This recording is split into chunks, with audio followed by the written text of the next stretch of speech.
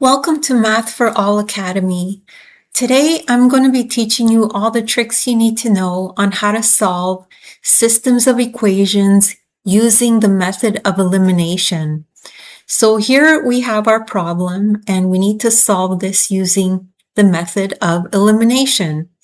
So the first step is to rewrite the equations so that like terms are in the same column. So example, they have to be in this format. So x plus y equals a number. So here's how it's supposed to look. So the like terms here are already lined up, and the constants are on this side of the equal sign, which is also what we want.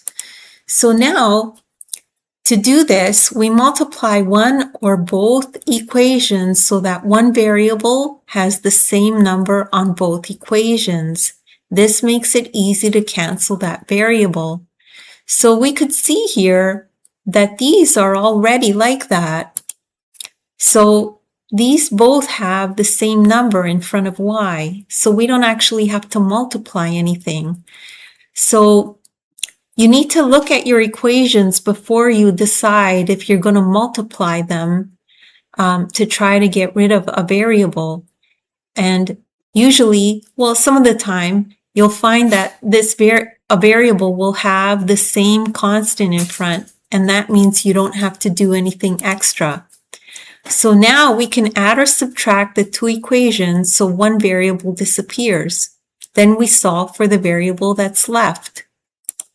So we put a little line here and add these two equations like we would in a regular arithmetic addition. So if we add the two equations together, the y's disappear.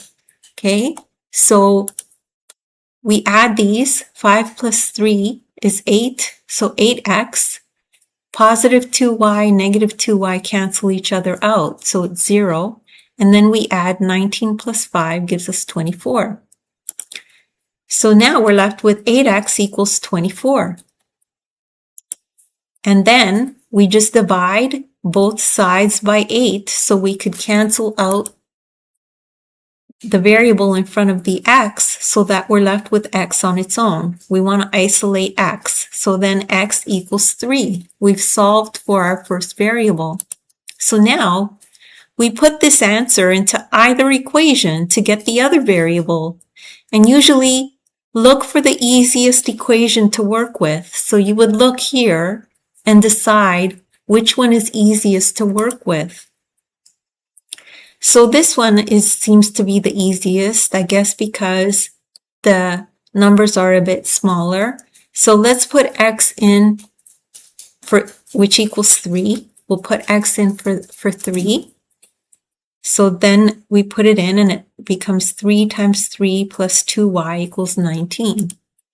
So now we're left with this equation. We move the 9 over. It becomes negative 9. So we're left with 2y equals 10. We divide both sides by 2 to isolate y, and we're left with y equals 5. Now, the final step is to check your answer in both equations. So we know x equals 3 and y equals 5. So we put them into both equations. And we know when we calculate this out, 9 plus 10 equals 19. So this works out.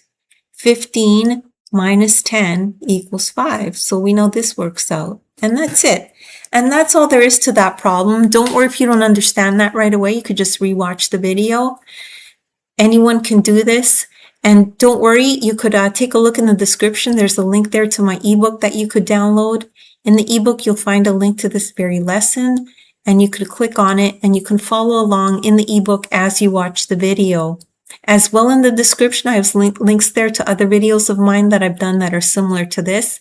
You could check those out if you want further help. Please make sure to like and subscribe, and thank you so much for listening.